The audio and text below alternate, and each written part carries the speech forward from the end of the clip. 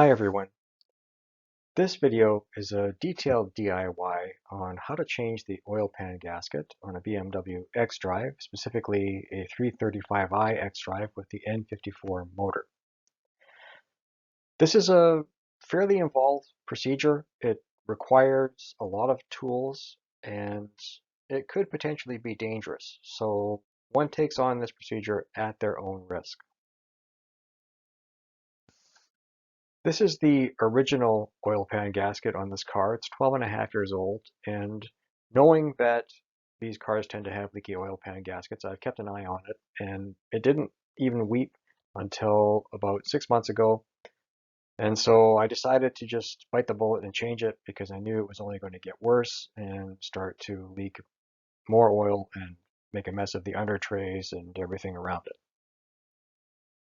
The parts that I replaced as part of this procedure, I also replaced the motor mounts, but I didn't have them at this point because I didn't know that I needed them. Um, and what I would recommend doing is contacting your dealer or aftermarket supplier. In this case, I purchased these from FCP Euro, and have them work with you to make sure you get the right parts for your car because there are various submodels and it can be quite confusing. And even going through all that, in this case, I did get some bolts that were the wrong size, meant for a different version of the same car. So it'd be difficult to do this without someone's help who knows what they're doing. So to start off with the car on the ground, measure the distance from the center of the wheel to the fender lip. This will be used as a reference later when torquing the tension struts and control arms. My garage floor slopes, so it was a little different side to side, but essentially the measurement in my car was 38 centimeters. I haven't done this job on this car before, and so I've also never removed the steering shaft from the steering rack, and I didn't plan on doing it, and I ended up not having to do it.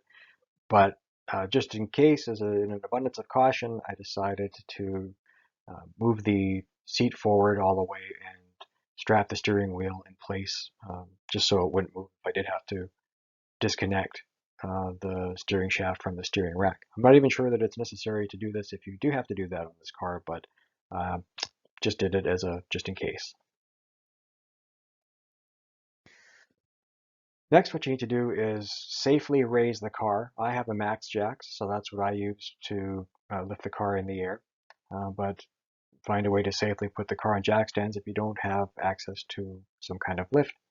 And raise the hood, and it's probably a good idea to use some vice grips to place under the hood struts. You can protect the hood strut with a microfiber cloth as shown here, just to ensure that the hood doesn't come down on the engine brace when you have it in place, because that would dent the hood.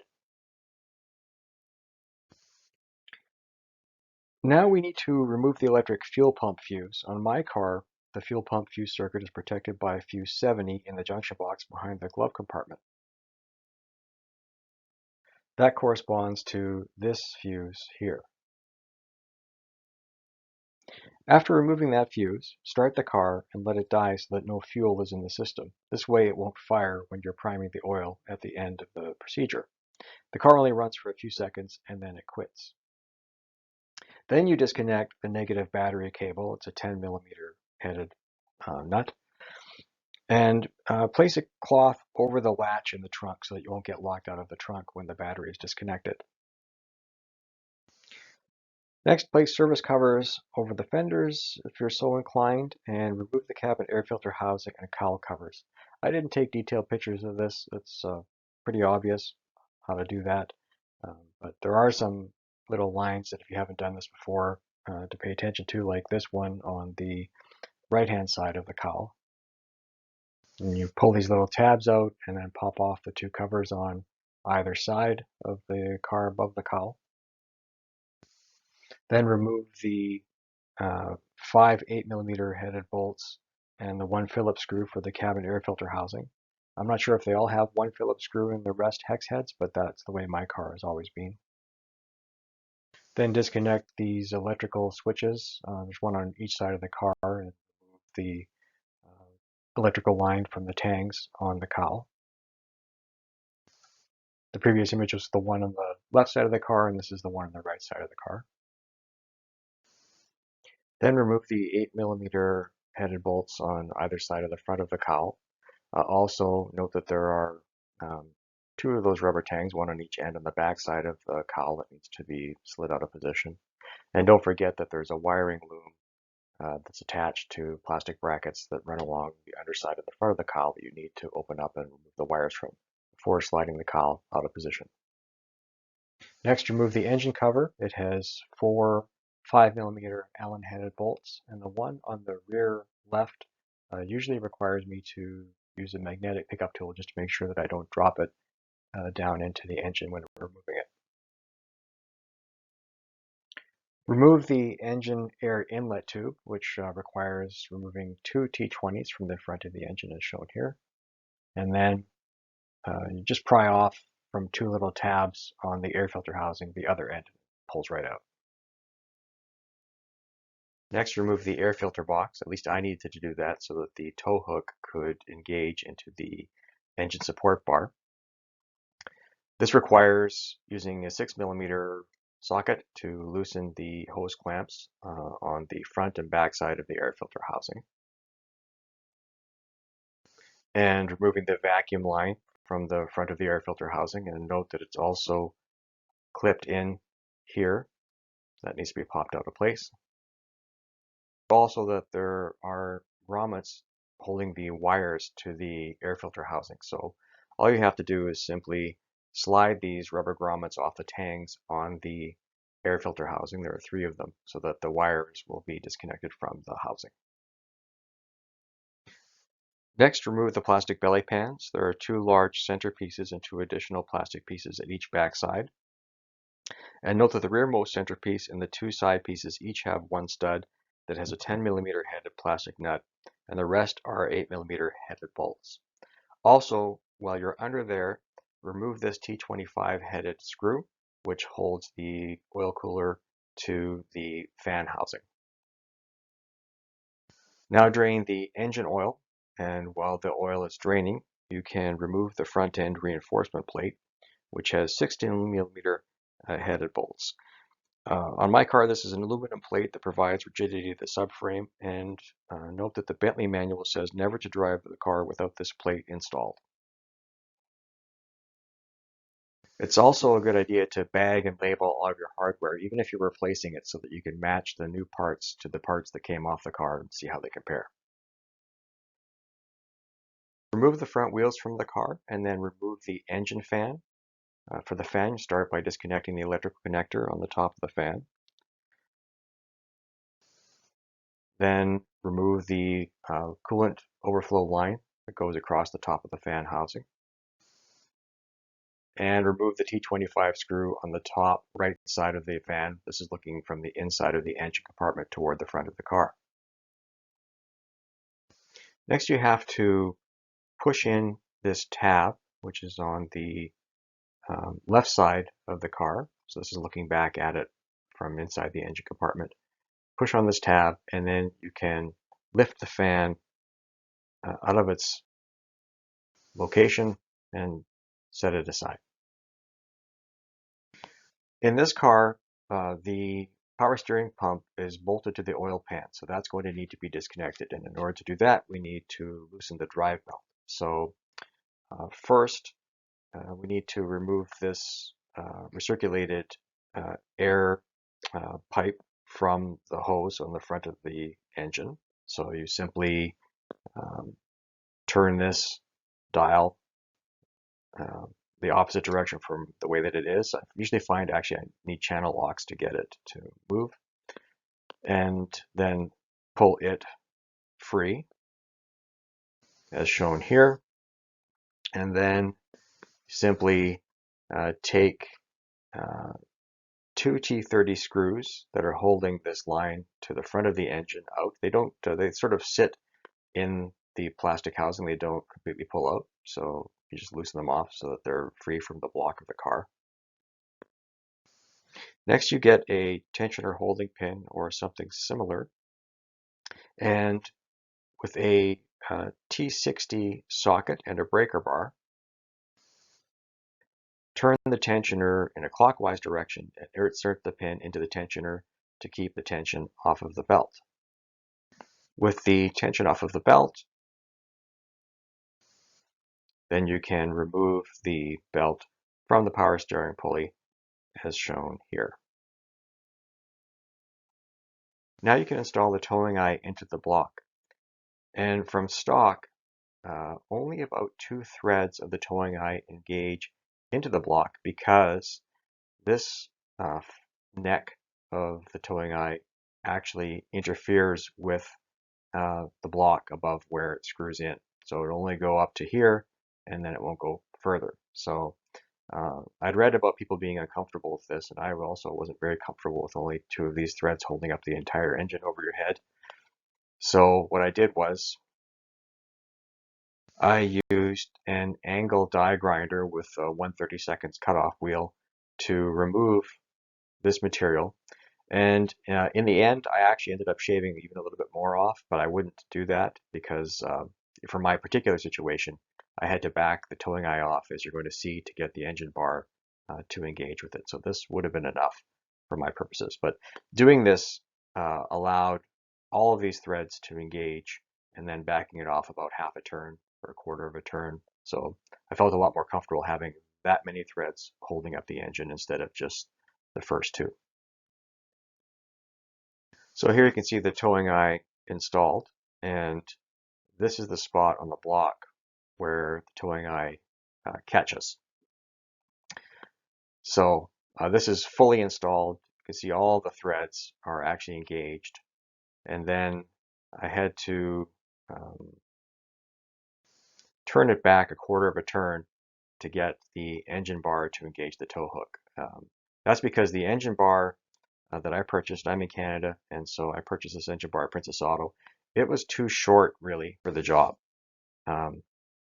So what I had to do was, in order to get these hooks to engage the tow hook, I had to run them up in between the bars on the engine bar and have the tow hook turn this direction.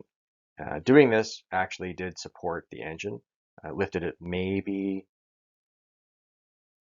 3/16 of an inch before the tow hook would interfere with the engine bar would interfere with the tow hook, but that was enough to support it. And then as a backup, I used the chain over the second hook just in case something failed here to keep the engine from hopefully falling on me. Here's the engine brace installed, and note that it's important that it's placed correctly on the quarter panels and that it's evenly spaced from front to back, and that you've got the tilt on this correct so that it's sitting nice and flat. With the engine brace in place, you can remove the top nuts from the motor mounts. This takes a combination of extensions and a universal joint to access these nuts. And the passenger side is particularly hard to see because it's obscured by one of the air pipes. Here you can see the passenger side and the air pipe under here, which makes it impossible to see the top of the nut. So I had to get underneath and sort of feel the socket onto the nut from underneath and then turn it from the top side. And you can see here that I used a combination of various extensions and a universal joint and a breaker bar and ratchet to get these nuts off. Next, you can remove the collar nuts on the axles. Note that they are staked in place, so the first thing to do is to unstake these nuts. So I used a cold chisel to unstake them. These nuts are on really well at 310 foot-pounds, so you need a 36mm 12-point socket, and I used a 3/4 inch impact gun to break them loose.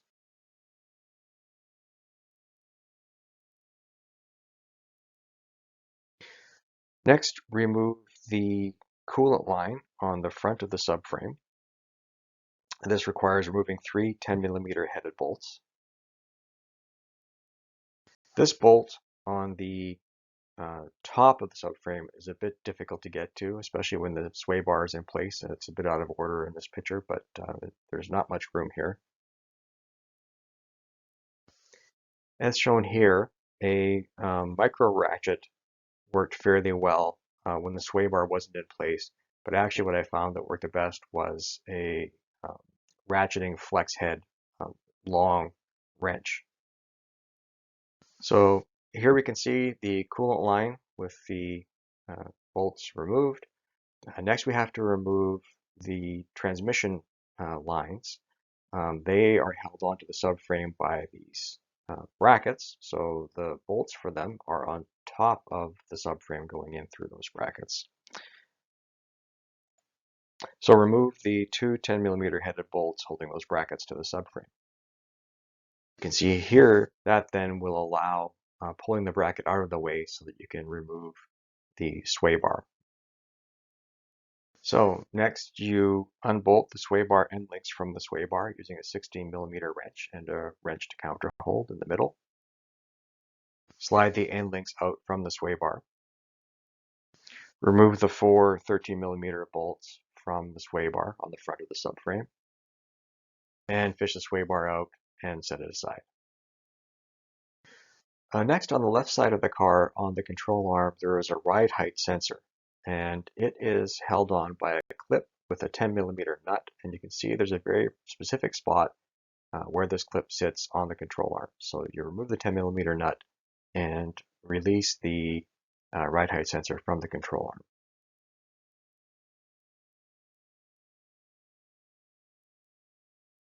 Then remove the wire for the ride height sensor from this mount on the subframe. It's sort of a Christmas tree connector that you can see here. I'm using a trim removal tool to pop off. And disconnect the electrical connector for the ride height sensor. Now it's time to disconnect the suspension from the subframe, and there are two ways of doing this. One is to disconnect the suspension from the subframe side and leave it attached at the steering knuckle, and the other is to disconnect from the steering knuckle, leaving it attached to the subframe. I chose to go with the former, and having done it now, I would do it that way again. So start by unbolting the control arm from the subframe using 18mm wrenches. Remove the nut. Then lightly tap on the control arm mounting bolt to remove it from the subframe. And as you can see here, the rubber boot on the steering rack did interfere with this bolt, but I found that it was flexible enough to allow the bolt to be pushed past it without damaging the boot. A small punch worked well to get the bolt to release.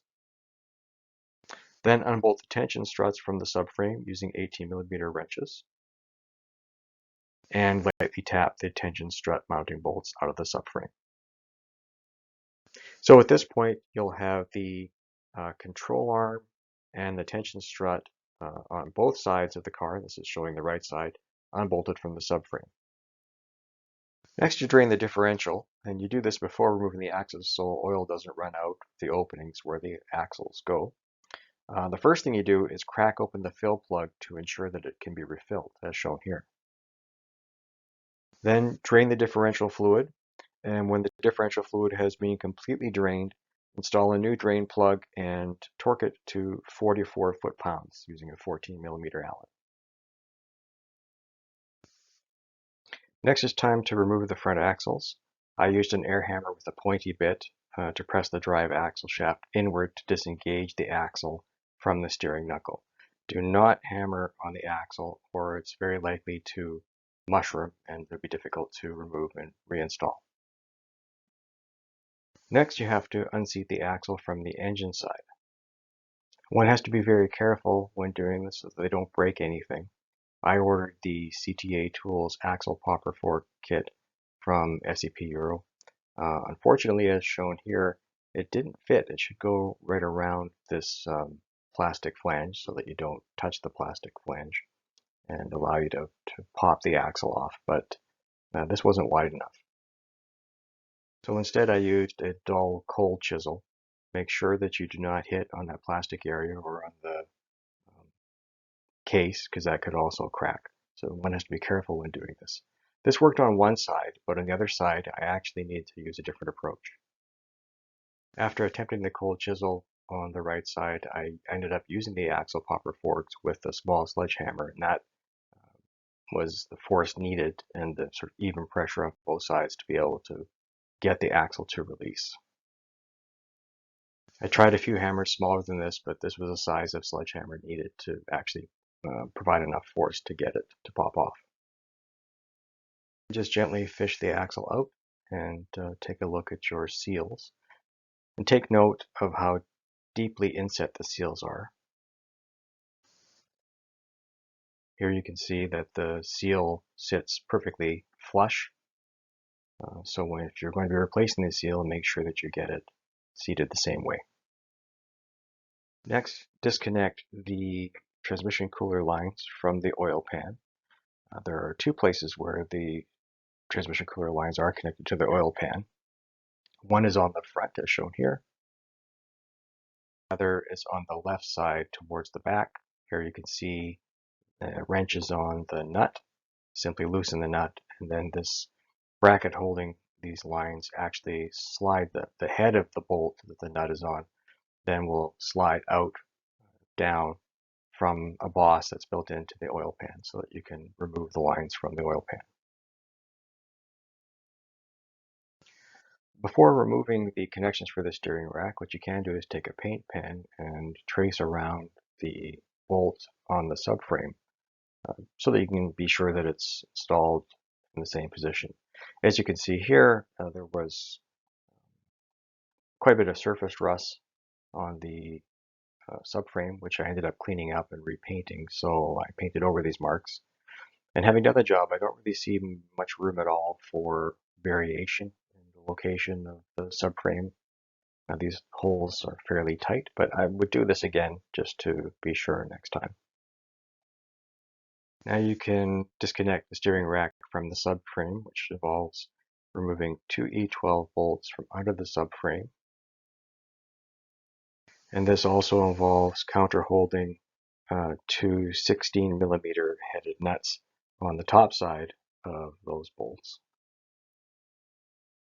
Here you can see the two 16mm headed nuts, and also note that there is built into the subframe a tang or bracket that the steering rack slides into. Here's a better picture from when I had already started to lower the subframe, where you could see more clearly these brackets that the steering rack slides under. So take note of that for reinstallation when you're reinstalling the subframe, that you need to slide the steering rack underneath these brackets. Also note that there is a protective plate that sits over the steering rack on the right side, and it bolts to the subframe in two places. So remove this plate involves removing two 10mm headed bolts. And then set the protective plate aside. Now you can begin the process of removing the subframe. First, of course, you need to have some way of supporting it, and use some blocks of wood on the front and backside. I used a lift table underneath this so that I could lower it myself, but you could also use something like a transmission jack. You can unbolt the subframe from the car. There are four long bolts. They go on the front and the middle, and then two shorter bolts that go in the back. I used a impact gun to remove these, and 4 out of the 6, or 5 out of the 6 actually came out perfectly, but the middle one on the right side was very difficult to remove.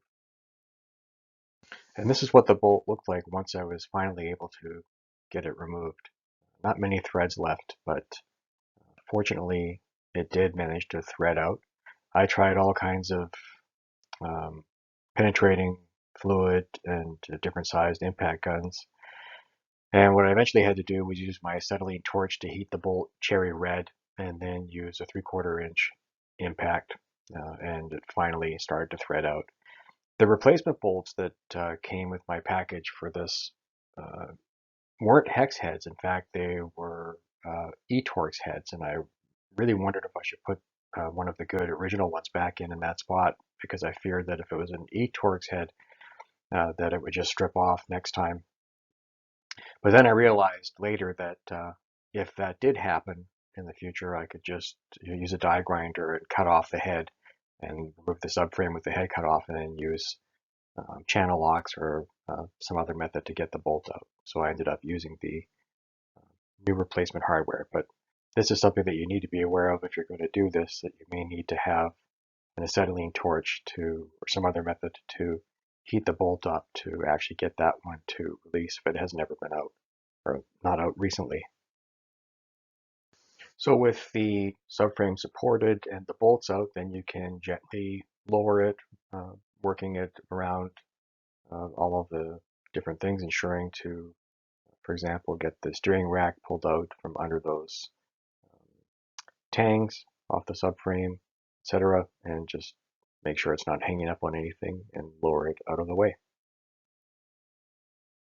For safety, when I didn't need access to the oil pan area, I kept my lift table under it.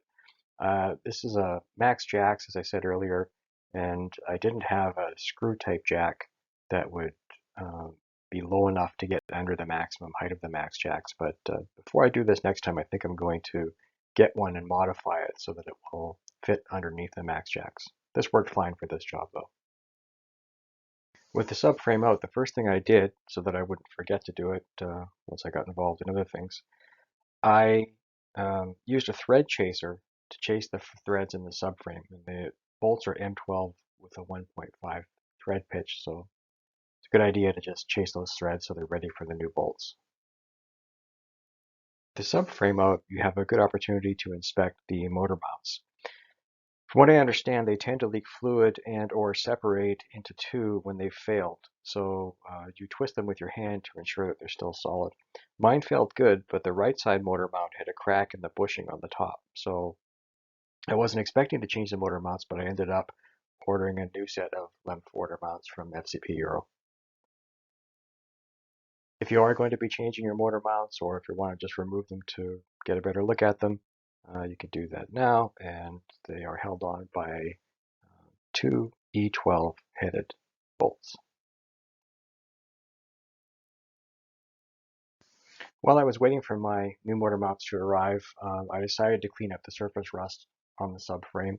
It was late fall 2022 when I was doing this job, but fortunately it was warm enough outside still to where I could put some paint on and not be concerned about it sticking. So I used Scotch-Brite and Roll-Lock this on a die grinder and just quickly cleaned off the surface rust, degreased, and then painted the subframe so it would look a little nicer for a while.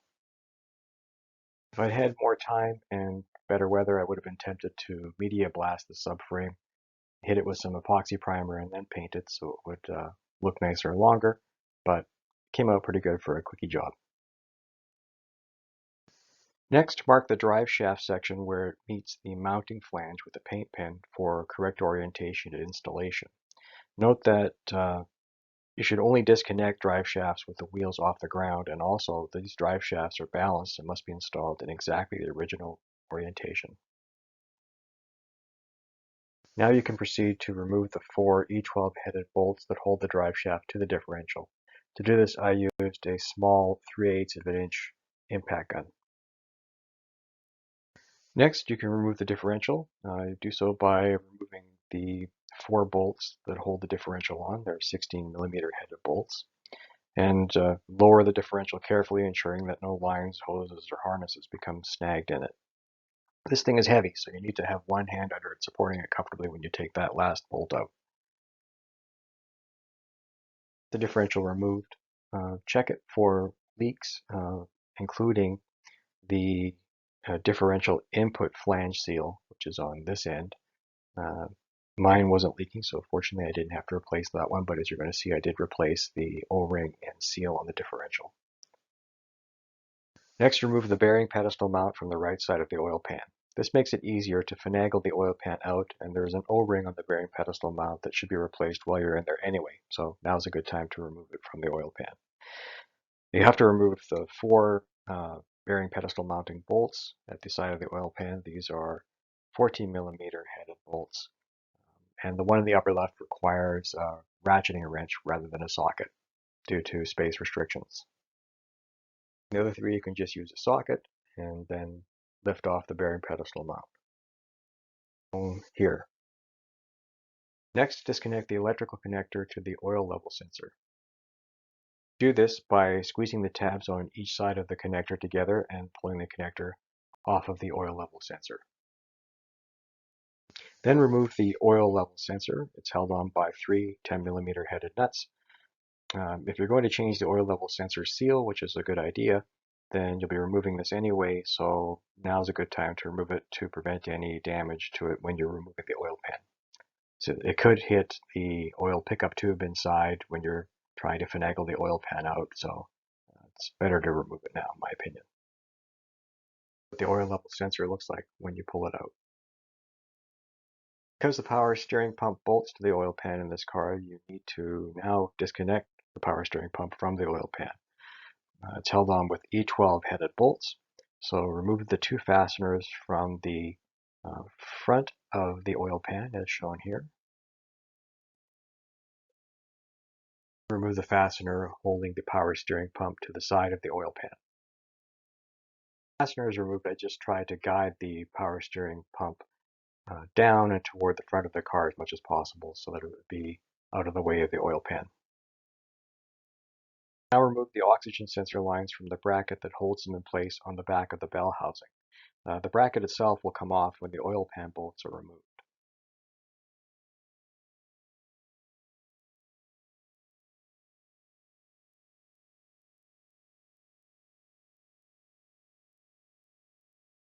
Before removing the oil pan, it's a very good idea to blow the area around the oil pan off with compressed air, especially make sure to get on top of the flange where the oil pan meets the block, because debris can be sitting up there, and when you remove the oil pan, it will have a tendency to fall off into the oil pan, or maybe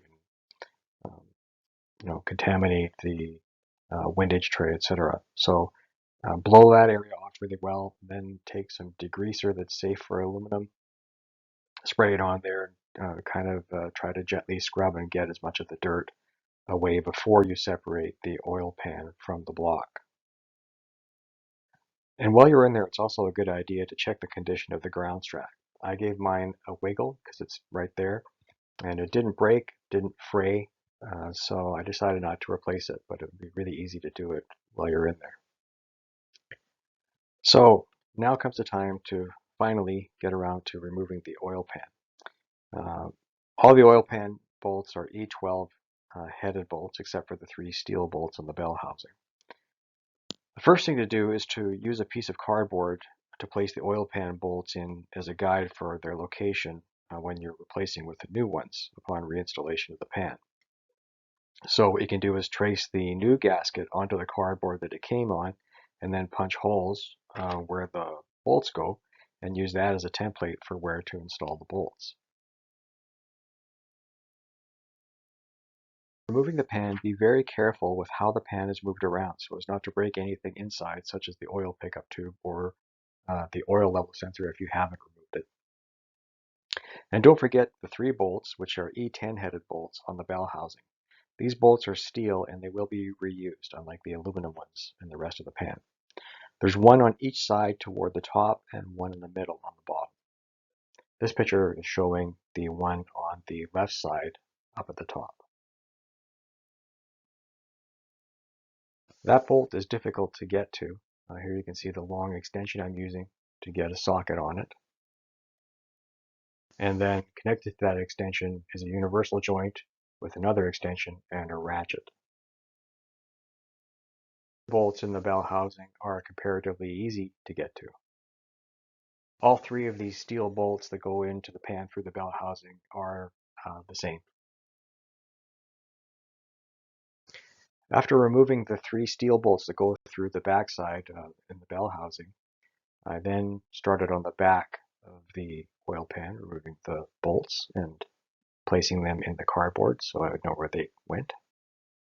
So these are the bolts that go along the back of the oil pan.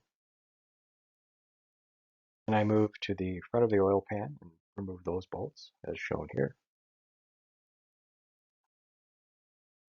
The bolts on the front of the oil pan were all the same length. Then I proceeded to work my way around the rest of the oil pan.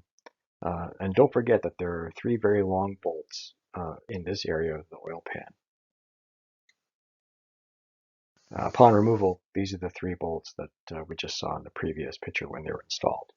Also, interestingly, the uh, replacement bolt kit didn't come with a bolt that was this size. I guess it's meant to be just using the short ones in this particular location. I don't know why the original had that little bit longer bolt there, but I used the short one.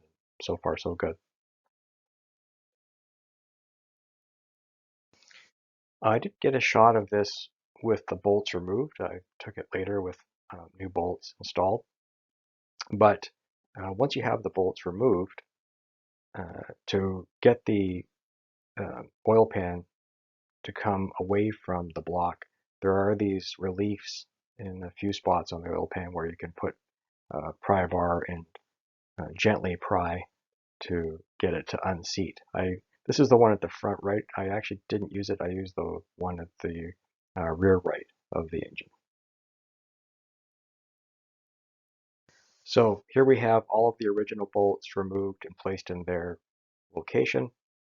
One thing that threw me for a bit of a loop initially was a missing bolt in this spot on the top.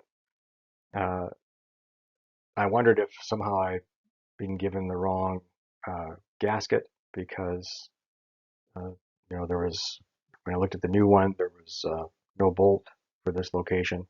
But it turns out that this is just a blank bolt. There's nothing underneath here. No bolt needs to go there, which is why that looked that way. To get the oil pan out, you need to dip it down in the front and move it forward a bit so that it can clear on the backside of the bell housing. This takes a little finagling because of the steering rack and the power steering pump and the transmission cooler lines. They all interfere, but it does come out. Just to reiterate though, be careful not to move the oil pan around too much so that you don't break anything like the oil pickup tube. And with the oil pan out, here we can see the oil pickup tube, the windage tray, um, the bottom of the motor.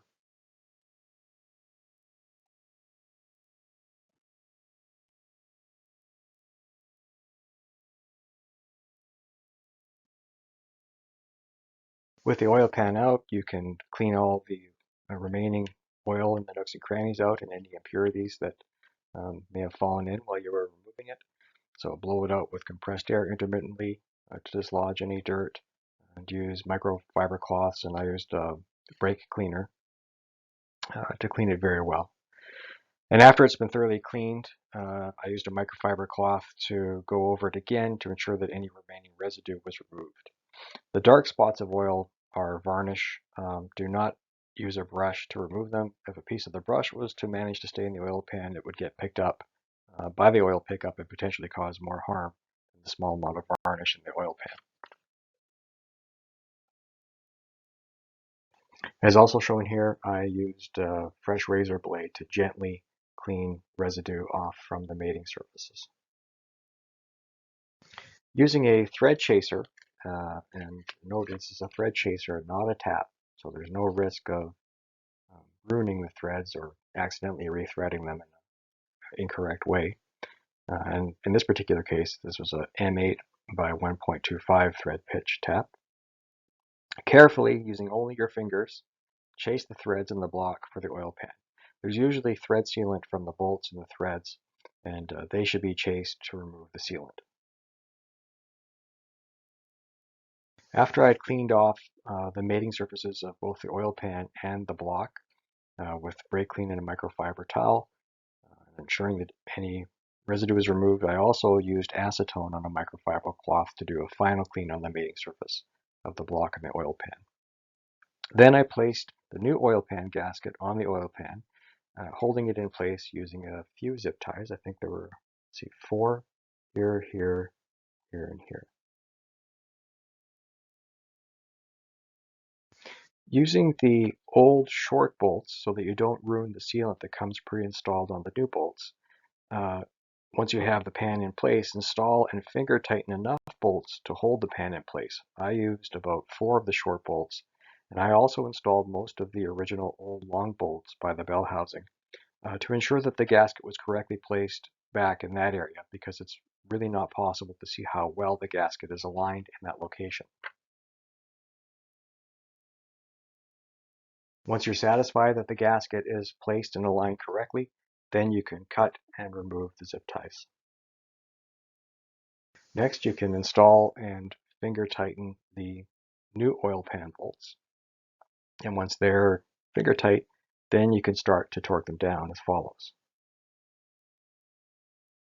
I started with the middle bolts on both sides of the oil pan and then worked my way around outward to the front and the back, alternating from side to side. And so that means that you end up doing the ends last, and you start at the outsides of the ends and work your way in toward the middle on the ends. The first stage of torque for both the short and the long bolts, these are E12 headed bolts, the aluminum ones, not the E10 headed bolts on the back of the bell housing. We'll get to that. It's done in two stages. The first stage is 6 foot-pounds or 8 Newton meters. And after torquing each one, I marked with a Sharpie, and you'll see I used a vertical Sharpie line. I did that so that I could confirm the correct angle in the second stage of torquing. This is helpful if you're using an angle torque wrench and your angle operation for some reason gets interrupted. The second stage for torquing the short bolts, the M8 by 26 millimeter bolts, is to add 60 degrees of angle. I read elsewhere that these bolts should be torqued to 90 degrees, but the information that came with the new bolt kit said that it should be 60 degrees for the N54 and 90 degrees for the N55 or N52. So after torquing to 60 degrees, I marked each bolt with a paint pen, as shown here. It's very easy to lose track of which bolts you've torqued, so I consider this method of marking to be an essential part of the job. Note that the 3 steel bolts on the back of the bell housing have a torque of 15 foot-pounds. The second stage of torque for the long bolts for both the M8 by 113 millimeter and M8 by 92 millimeter bolts is 180 degrees. Now that you have the bolts installed for the oil pan and the bracket, of course, then in place under the bolts on the bell housing, you can reinstall the oxygen sensor wires into the bracket. And using a new oil drain plug crush ring washer, you can torque the oil drain plug to 18 foot-pounds. You can place the seal on the oil level sensor. So I just gently used a pick tool to pry the old seal out and then replaced it with a new one. The new seal is installed dry, so there's no need to lubricate it. With the new seal installed, then you can replace the oil level sensor in the oil pan. There's a 2-stage sequence for torquing down the oil level sensor. Stage 1 is at 18 inch-pounds or 2 Newton meters, and stage 2 is at 75 inch-pounds or 8.5 Newton meters. And reconnect the electrical connector to the oil level sensor. At this point, I decided to change the oil filter and O-rings and add oil so that I could watch it as I completed the job and see if there were any signs of any leaks at the oil pan gasket. Whenever I change the oil, I always cut open the oil filter and examine it for any signs of any metal in the filter. So far, so good. I installed the new filter, and then there wasn't enough room to get my torque wrench between the engine support bar and the oil filter cap. So I just used a box end wrench, and it's a little difficult to see, but from factory, there's a green mark here, and on the cap itself, a faint green mark. And I've always observed every time that I've torqued the oil filter that this lines up perfectly when it gets to the correct 18 foot-pounds of torque. I usually add 6.6 liters of oil when I change the oil in this car, but because I had completely cleaned out the oil pan, I just added 7 liters of oil this time. Now, the bearing pedestal can be reinstalled, but first remove the original O-ring, lubricate the replacement O-ring with a little bit of the differential oil, and install it onto the bearing pedestal. Put the bearing pedestal in place with the 4 13mm headed bolts.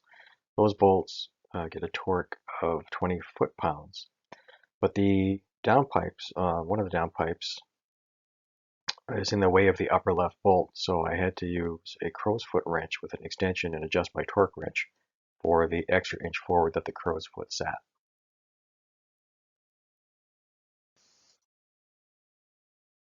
That allowed me to torque that bolt correctly. With the bearing pedestal installed, I replaced the seal on the bearing pedestal. It would have been difficult to change the seal with the pedestal out of the car unless there was some good way of firmly holding it in place. But that's why I waited until after I bolted it back on to do this. With it removed with the seal puller, as shown in the previous image, clean the mating surface where the seal goes well with a clean lint-free cloth. Then coat the sealing flange with some differential oil. Then use a seal driver with an attachment that fits on the outside of the seal so that the seal doesn't get damaged, and a dead blow hammer to drive the flange seal into the differential or bearing pedestal in this case, as far as it will go. I found that these seals were difficult to install straight. I've installed a number of seals in my time, and these ones were the most challenging to get to sit straight. I ended up, as you'll see a bit later, using a very flat punch to get them to drive in and completely seat.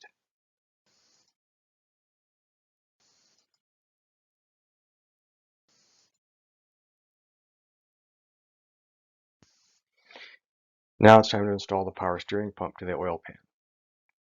It's recommended to replace these fasteners with new, these are E12 headed bolts. I didn't have new bolts for this, so I reused my originals, which on my car were steel and looked to be in very good condition.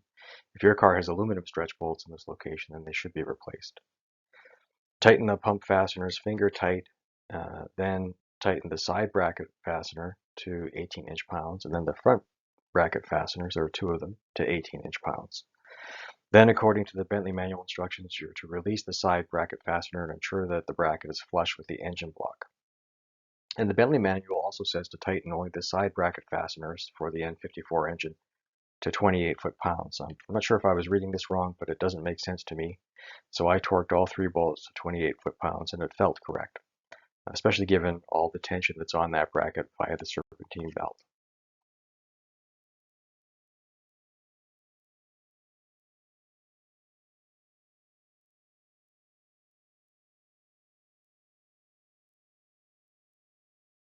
Next, reinstall the transmission lines to the oil pan. 10mm nut on each connection point, the rear left one shown here, and the one on the front shown here. Now we can prepare to install the differential. Just as we did with the bearing pedestal, remove the O-ring and clean the area.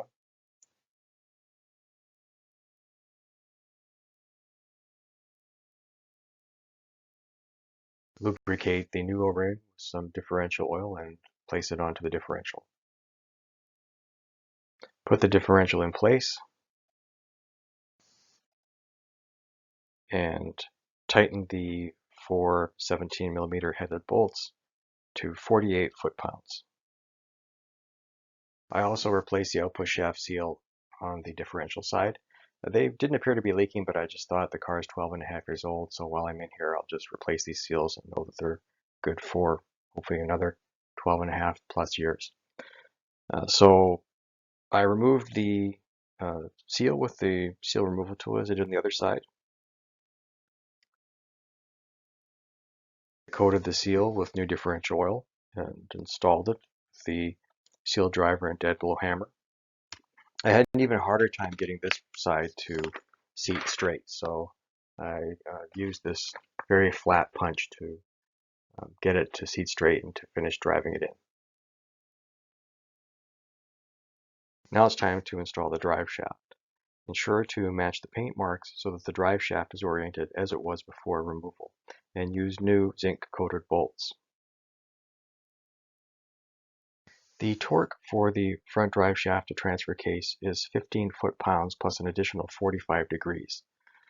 So I use this punch through the output flange of the differential and resting against this tang here, which I assume is why that's there. If it isn't, it worked well for it, to counterhold the flange while I torque down the bolts. Use the same technique here as for doing the oil pan by marking the bolts. So you can see here, I've torqued the bolt, put a vertical line, and then torqued an additional 45 degrees and then marked with a red paint pen. If you disconnected the engine mounts from the subframe, then now's the time to bolt them back into the subframe. These have each 2 E12 headed bolts. And note that the mounts are specific to the right and left sides, and there is a dowel pin on each mount that fits into the subframe to situate it correctly. So there's the dowel pin, and there's where it sits in the subframe. So you shouldn't be able to get this wrong if you're paying attention. Reinstall these E12 headed bolts to 18 foot-pounds of torque.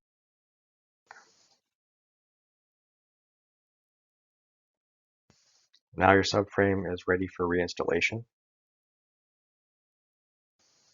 So put it on your device, whatever you're using to lift it, with your wooden blocks underneath it. And then slowly, being careful, very gently raise it back into position, making sure that you put the steering rack in the correct orientation, lining up the motor mounts with where they mount on the block. Ensuring to slide the steering rack as you get to that point underneath the tangs on the subframe. Lining up the 6 locations where the bolts go through. The front one has male pins sticking out, or sort of hollow dowels, to help locate the subframe in the correct position. That's the middle, and there's the back. And when I did this, I installed the bolts by hand, the 2 long ones in the front and middle first, and then the shorter bolts at the back because they're on an angle. I did those last, and the same went for when I was torquing them down too. The subframe went to about, maybe I would say, half an inch, a little less than half an inch from being in its final position just with me lifting it. And so I used the bolts to draw it in that last little bit, which worked fine. And for at least the middle bolt, ensure to coat it with some anti-seize. This is a little overkill here, but I just wanted to minimize the chances that it would rust before I take it out again the next time.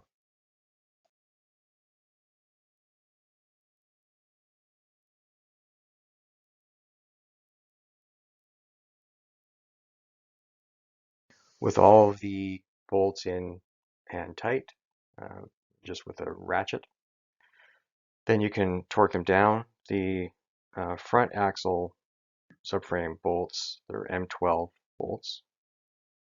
The originals on my car were 19mm hex head bolts. The replacements were E-Torx 14 headed bolts. They are M12 by 90mm. They get torqued to 80 foot-pounds.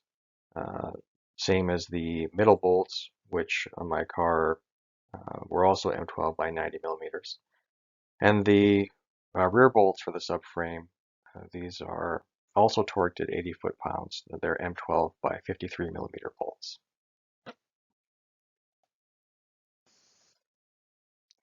So with everything torqued down, now you have a completed and installed subframe. Next, you can reinstall the nuts on top of the motor mounts.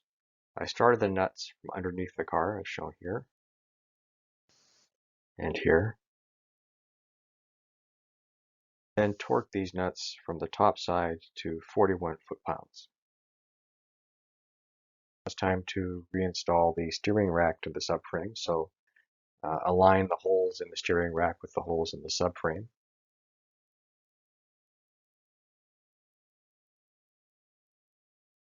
And then I use the old steering rack bolts to complete lining up the steering rack with the subframe. Once the subframe and steering rack were perfectly aligned, then I removed the original bolts and used the new bolts. These are E12 headed bolts on the bottom, and they have a 16mm nut that you need to install on the top and counterhole when you're tightening. The torque sequence, it's a two-step sequence for these. The first step is torquing to 41 foot-pounds, and the second step is adding 90 degrees. I have to say, when I did this, 90 degrees felt to me like too much for these bolts. I got to, it was about 70 foot degrees, which was also about 70 foot-pounds. And I was worried that these bolts were going to snap, so I didn't exceed 70 degrees. Next, reinstall the protective plate that sits over the steering rack and bolts to the subframe. There are two 10mm headed bolts holding it on. Now it's time to reinstall the axles. So the first thing to do is to coat the sealing lip of the flange seal with some differential fluid.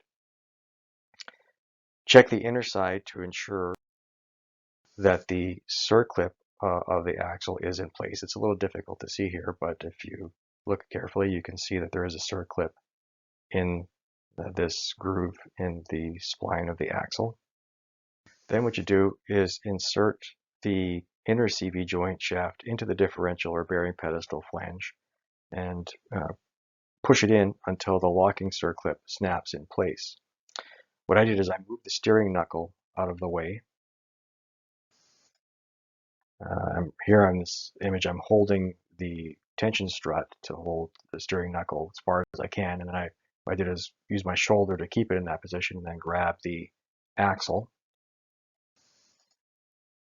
And then that allows you to kind of hammer the two sections of the axle into each other to ensure that the axle is all the way in. This is what my car looked like on the left side when it was fully seated.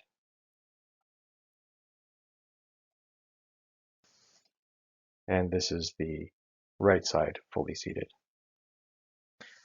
With the inside of the axles installed, now what you can do is lightly oil the drive axle spline teeth and ensuring not to get oil on the axle or collar nut threads.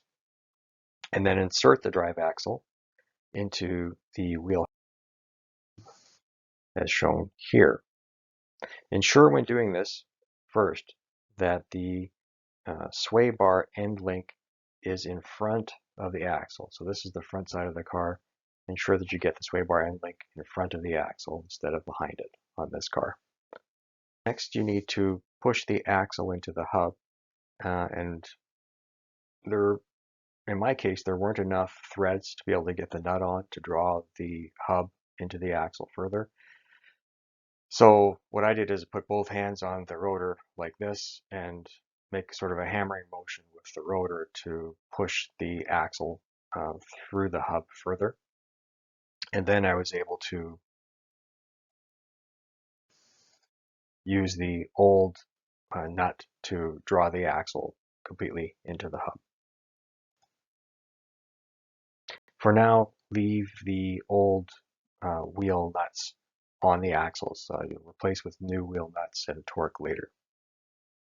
To draw the old nuts down all the way, I just used a 3/4 inch ratchet with the 36mm 12-point socket, and I placed a screwdriver, large flathead screwdriver, in the vents of the rotor against the caliper to counterhold.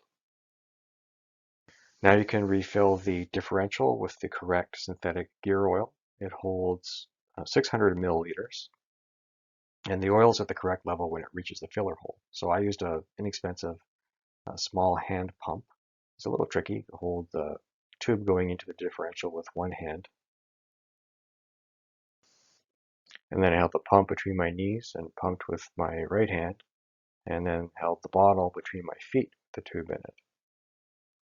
When you get it full, then the torque for the new fill plug is 44 foot-pounds.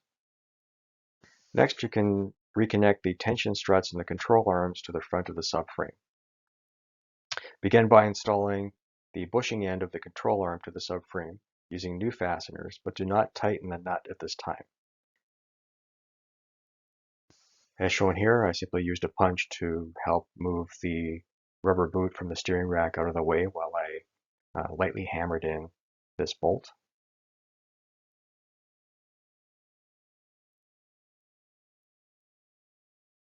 Then install the bolt on the tension struts. Again, do not tighten these down completely at this time.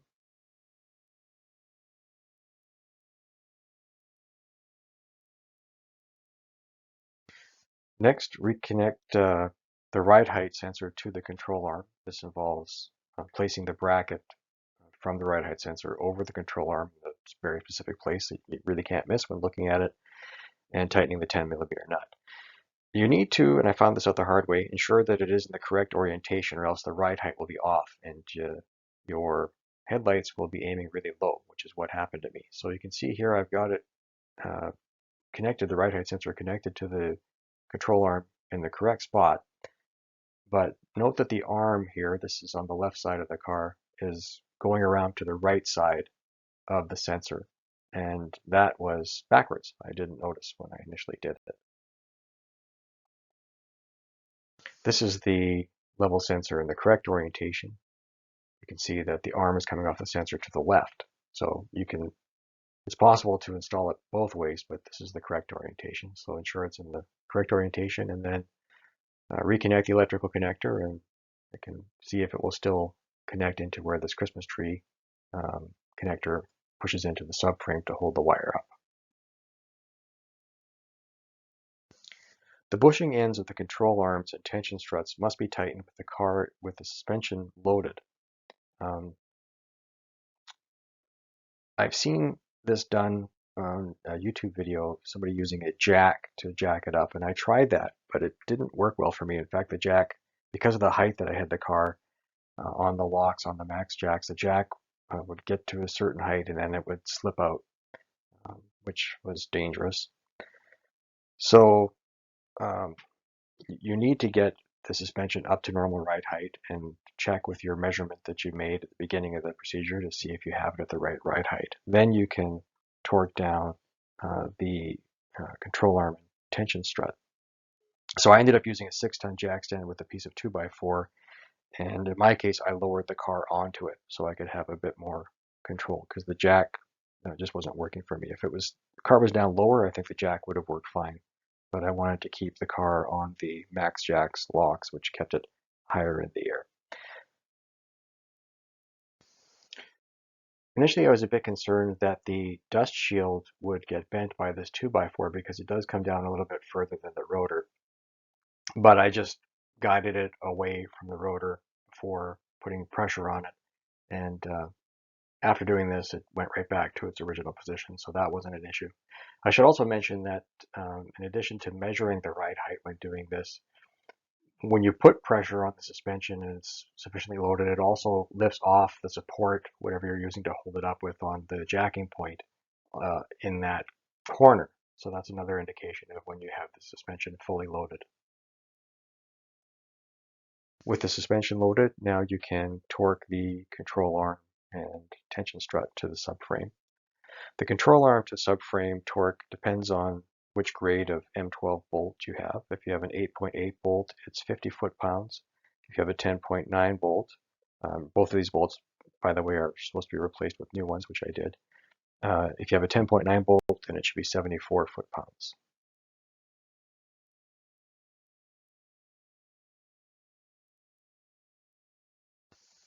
My torque wrench with angle only goes to 125 foot-pounds, and given that this bolt is already torqued to 74 foot-pounds, I didn't want to risk exceeding the maximum range of the wrench, so instead I put a mark on it like I did with the oil pan bolts. I used a long ratcheting wrench to turn it to approximately 90 additional degrees, as shown here. Now you can remove the original axle nuts, and you can again counter hold the hub by placing a screwdriver through the vanes of the rotor and holding against the brake caliper. Install the new axle nut. The torque for the axle nut is 310 foot-pounds. My 3/4 inch torque wrench has a maximum torque of 300 foot-pounds, but I'm hoping that's sufficient. And use a suitable drift to stake both sides of the axle nut to the axle. Next, it's time to reinstall the sway bar. Since new, my car, when it's really cold outside, and I'm referring to minus 15 or 20 Celsius or colder, which it regularly gets where I live in the winter, the sway bar would make a creaking noise when going over a speed bump in those temperatures. And the dealership's solution from the factory was to just grease the sway bar bushings with white lithium grease. So since I had it out, I decided to remove the sway bar bushings and spray some white lithium grease on them. And I reinstalled the sway bar. Depending on what size of bolts you have for your sway bar, the torque is either 16 foot-pounds if they're M8 or 44 foot-pounds if they're M10 bolts. Next, install the sway bar end links into the sway bar.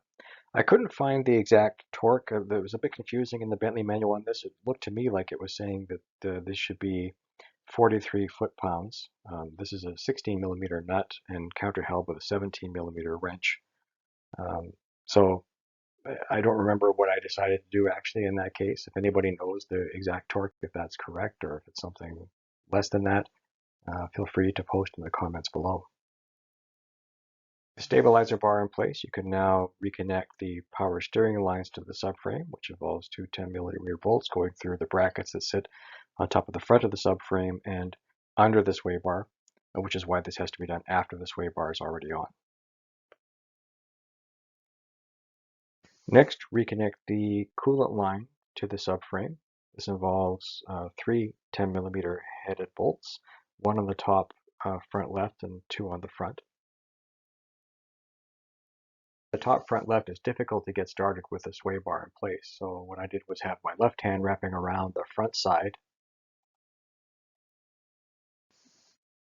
and my right hand wrapping around the back side so that I could, with both middle fingers, get the bolt in the correct place and start it. Then use an extra long ratcheting flex head 10 millimeter wrench to tighten that bolt down. You can see here there's not a lot of room to work with. The two front bolts for the coolant line are easily tightened with a micro ratchet and an extension. Next, reinstall the front end reinforcement plate. One might be tempted to leave it off so that they can more easily check the oil pan for leaks, but BMW states you should never drive the car without this plate in place, so reinstall it at this point. It's recommended to use new bolts. These are 16 millimeter headed bolts, and there's a two-stage torque sequence, 41 foot-pounds for the first stage, plus an additional 90 degrees for the second stage. Next, you can reinstall the drive belt onto the power steering pump pulley. So place the belt back onto the pulley, and then using a T60 with the breaker bar, turn the tensioner clockwise, which will release tension on the pin so that you can remove the pin from the tensioner and then gently allow the tensioner to tension the belt by letting the wrench turn counterclockwise. Using a 22 millimeter socket and your breaker bar, rotate the crankshaft clockwise only to ensure that the belt is seated correctly. And then reinstall the two T30 screws on the airline that runs in front of the engine.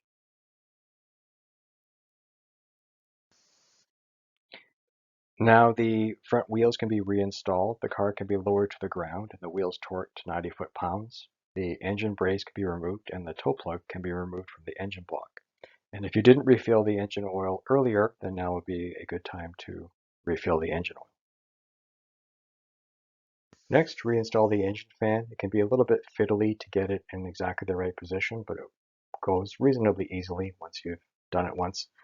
Note that there are tangs on the bottom end. They're not shown here, but their tangs fit into slots on the bottom, and also there's sort of a lip on the top front that fits over a lip on the radiator. So make sure it's seated there correctly, and also in the little tab on the right side, left side actually of the car, right when you're looking at it. And then insert the T20 screw in the top right corner, shown here. You can reconnect the coolant line into the little holders that run across the top of the fan housing. Connect the electrical plug for the fan. Put the electrical wire for that plug in its holding places along the top of the fan housing.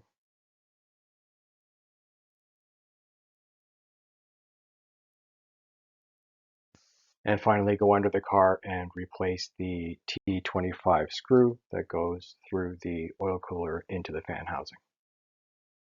Next, put the air filter housing in place. Reconnect the air line that runs across the front of the engine into the air filter and tighten the hose clamp with the 6mm socket. The same on the back side of the housing. Mount the wires to the back of the housing. And reconnect the recirculated air hose to that line and twist the lock to secure it in place. Reconnect the vacuum line that sits in front of the air filter housing and press the line into the holder on the air filter housing. Reinstall the air inlet with 2 T20 screws at the front, and then it just snaps over 2 little tabs on the air filter housing on that end. Install the engine cover with the 4 5mm Allen-headed bolts, and again I like to use a magnetic pickup tool for the one in the rear left corner even when I'm installing it, just to make sure that I don't drop it. Reinstall the cowl plastics. There are 2 tabs not shown here, but they're on the front of the cowl piece. You need to fit those in the center first, putting it maybe on a 45-degree angle to the car. Get those set in first, then you can lay the cowl piece down and use these 8mm headed bolts, one on each end, to secure it in place. Then reconnect the wires on both sides and place them into their holders.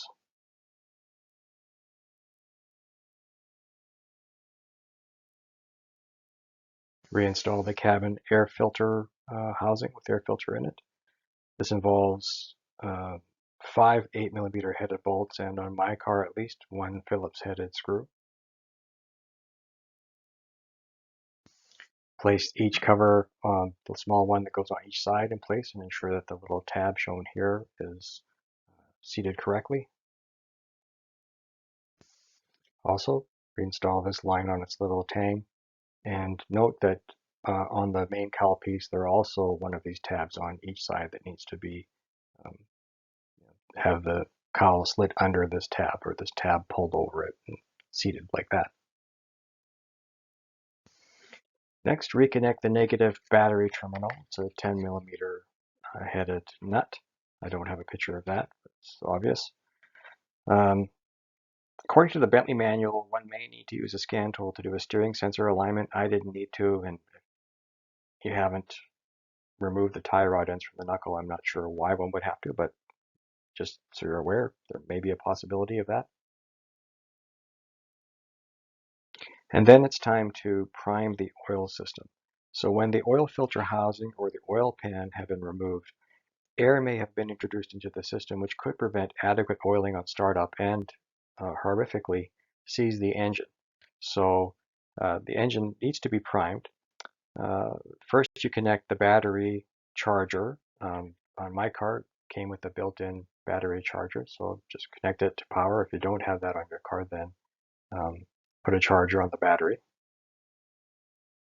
The fuel pump fuse should have been removed earlier in the process when I said to do it, but if you, for some reason, haven't got the fuel pump fuse removed, you need to then go back in and remove the fuel pump fuse. Again, that's F70 on my car in the glove compartment box.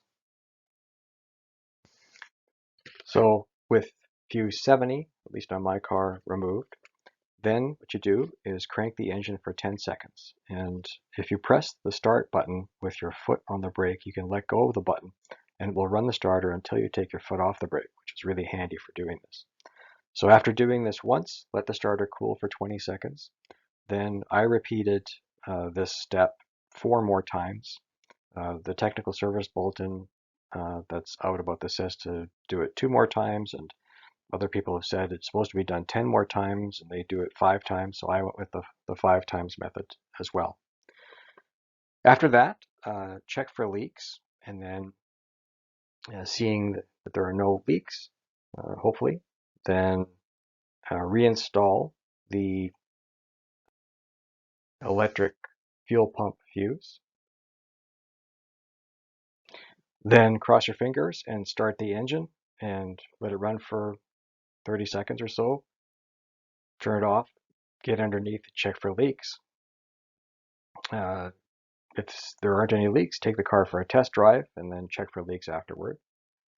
And then if there aren't any leaks, you can reinstall the belly pans, which were left off to this point just so you could check for leaks. So you have to lift the car again, reinstall the belly pans. Recall that the 2 large center pieces and the 2 additional plastic pieces at each back side not only have 8mm headed bolts, but they also have a stud that takes a 10mm headed plastic nut. There's 1 each on those pieces. And then you may want to get an alignment. This seems to be an issue of some debate on the car forums I've read. When it's done in the way that I've done it in this video, where nothing is adjusted during the process, it seems logical to me that an alignment probably isn't 100% necessary. So, do your own research, make your own decision about that. I know that if I have a good alignment before doing this, I will not be getting an alignment afterward next time. So hopefully this helps. This is a fairly involved procedure. Where I am in Canada, the dealership wants to charge with taxes just for replacing the oil pan gasket, not doing the motor mounts or any of the other seals and things that I replaced, as far as I know. It would be $2,600 or $2,700 to get this gasket replaced. And you can see it's a lot of work. It takes a lot of time, requires a lot of tools. So, I understand the number of hours that go into it, but if you're motivated and can do things safely and have tools, I think I only needed to purchase maybe $300 or so of tools for this job, and I can use those going forward. So that's always a bonus to me. If the situation's right for you, then you can hopefully use this to help you get the job done correctly. I certainly did a lot of research in preparation for this job, and so I wanted to hopefully help other people to avoid spending all that time doing that, and at least you can use it to make a decision about whether or not this is something that you want to tackle on your own. Good luck.